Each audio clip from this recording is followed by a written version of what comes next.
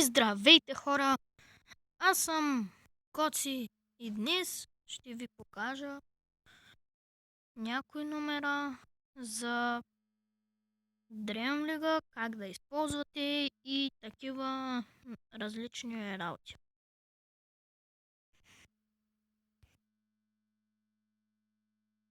Виждаме, всичките са напълно. Тук малко тренировки и сега. Значи, първият номер, който може да използвате е правите една черта нагоре. Както виждате, той дига топката и настигате, ако вие с добър пейс играча. Другото е, когато се движите, правите черта надясно. Виждате как той прави. Ето сега го вижте по-добре. Оп. А когато... Чекайте само да застана. И когато направите наляво, той тръгва надясно. Когато направите надясно, тръгва наляво. Самото в движение изглежда ето така. Ето, като направите една черта надолу, той се обръща. Ще го повторя.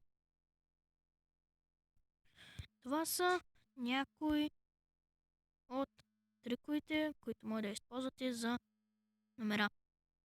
Сега, самите като сте тук, виждате как като тръгна играчите, прено гледайте един играч, ето капитана, от тук гол. Значи това е първия начин, в който може да вкарате, чрез центриране. Това, другия начин е да сте ако сте с моята формация, започвате от ето тук, долния гол. Тръгвате нагоре, след това надолу, пак нагоре и я пускате на играча, който е тук. Естествено, че ще ви настигнат, давате назад, втори път назад, така, докато не объркате самия играч. Давате нагоре и вече ако тук, вече ви е свободно ето и поле, където е моя играч, вече, може да направите това с нагоре.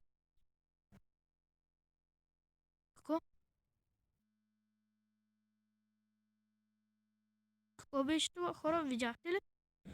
Добре, нищо. А все пак, вече ако не е тук, вече сте тръгнали, обръщате, давате надолу да преминете, ако има някой, вече е центрират. Вече тук, щом сте в наказателно поле, правите каквото искате, стига вратаря да не ви я вземе. Надявам се да съм бил полезен за това. Сега, тръгвате тук, преодолявате си както искате и стигате до ето тук. Чакайте само да подам на и този играч, той с по-добър пейс и други работи. Тръгвате към вратаря и изведнъж настрани. Значи, не знам дали ще го направя сега, но ето, сега ще се опитам. Ето, виждате как самия аз се опитвам да преодолея вратаря. Трябва да сте точно някъде, да кажем,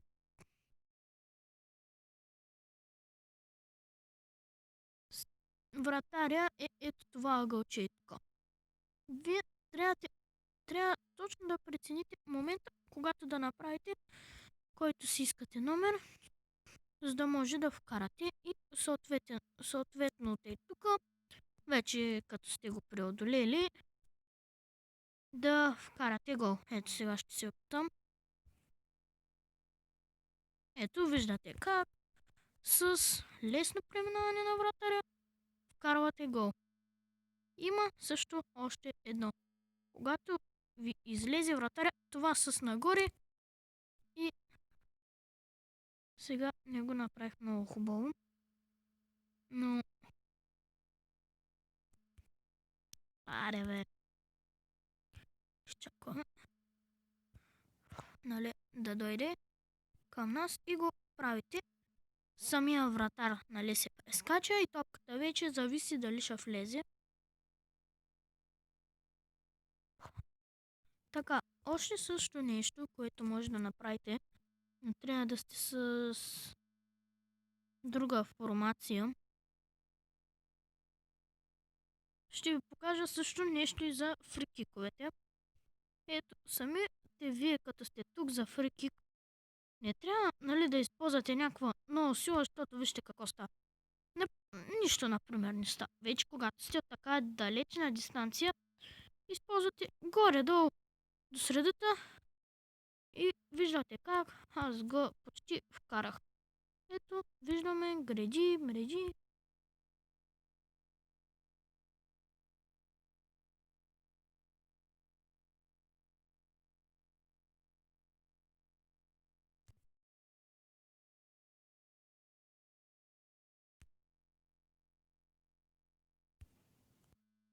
Ето вече, когато сте от тук, можете спокойно и да си копнете топката и да си я вкарате или с удар.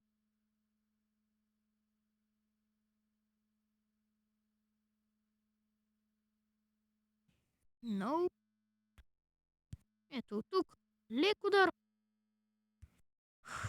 който няма да стане отново. Лек удар и пак нищо не става. Колкото и да или лекичко да цъкна, вижте какво става. То пак гол. Еми нищо. Надявам се да не загубя. Спрял съм това, за да ме чувате. Друг начин за вкарване на фрикикове. Пас и веднага удар. Нали, не да чакате и такива работи. Или когато имате играч на тези, прехвърляте и вече се опитвате да вкарате. Ще се опитам сега да направя едно нещо. Ето, виждате как почти вкара.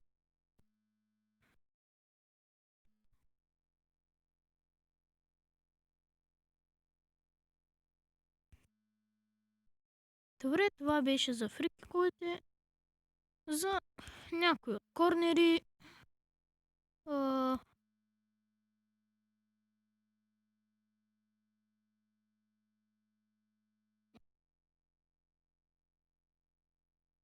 Добре, аз не исках да съм с този.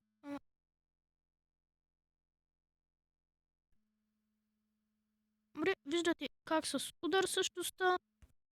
Значи, аз корнерите ги слагам ето така, някъде тук.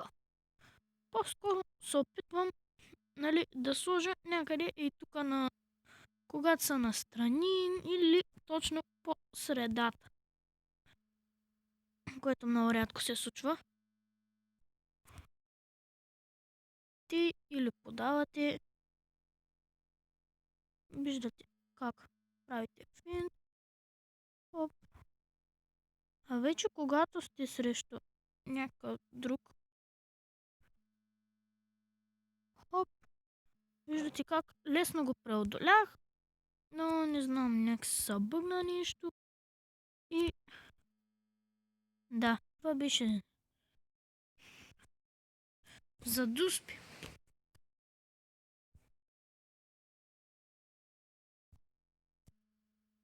Виждате как самото ви обяснява как може да биете дуспи. Вие само да изберете с който си искате. Например, с вратаря искам да бия една. Ще дуспам в средата.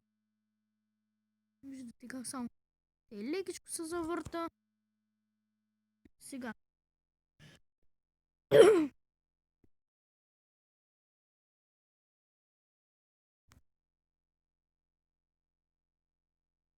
Значи не знам никакви номера за, нали, дуспите.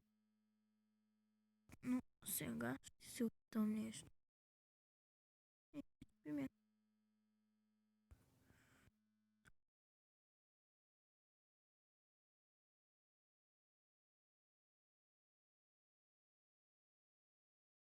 Виждаме как само ети, както и да завъртите.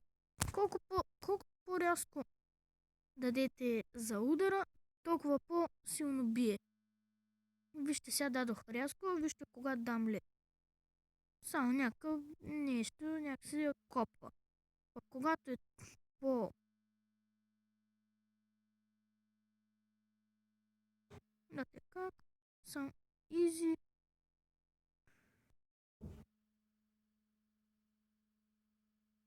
Той ми схвана вече ъгъла, не ми ли схвана вече ъгъла?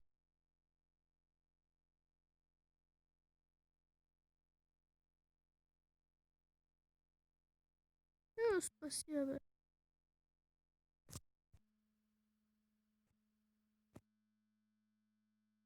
Това беше. Това беше всичко.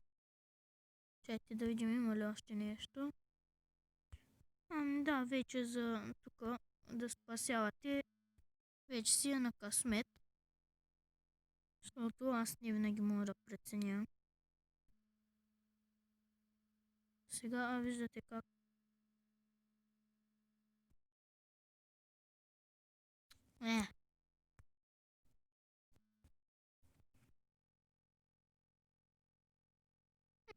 Вече тук си е на късмет.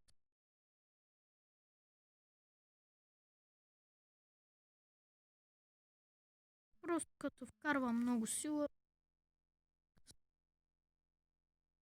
Вижте, просто при някой, като застанете тук, те си мислят, че като застанете тук, изведнъж се хвърлите в другия ъгъл.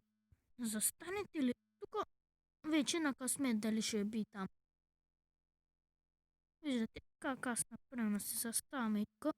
Сега той не знам дали ще би тук, ама не, пропуснам.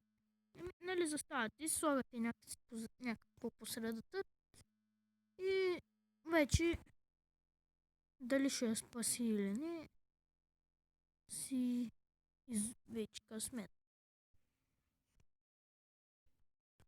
Ами,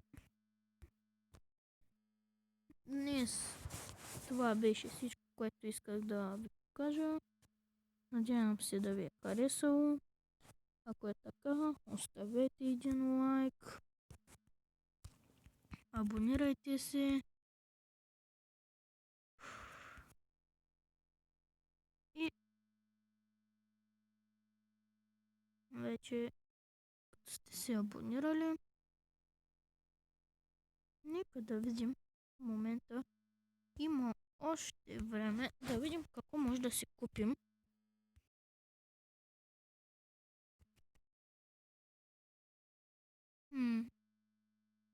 Като гледам, всичките не са лоши, имам почти всичко. Освен вратар втори. Имаме втори вратар. И само изчакайте само да видя. Тук, защото виждате колко пари имам. Те за толкова ще търся. Да.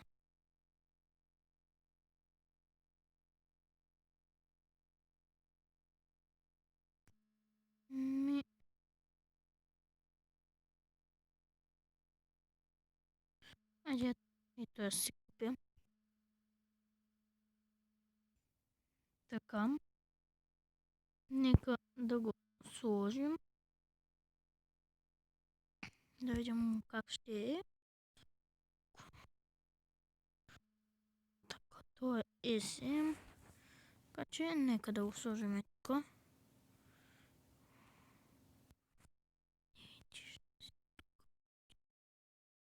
Извинявам се, че информацията не е много както трябва.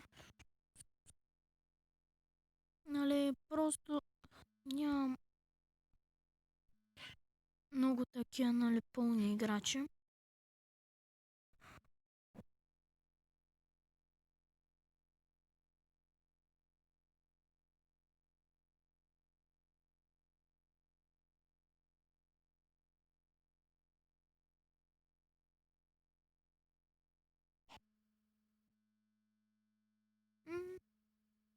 Ще играе след тази информация. Надявам се да ви е харесало. И чао, чао от мен.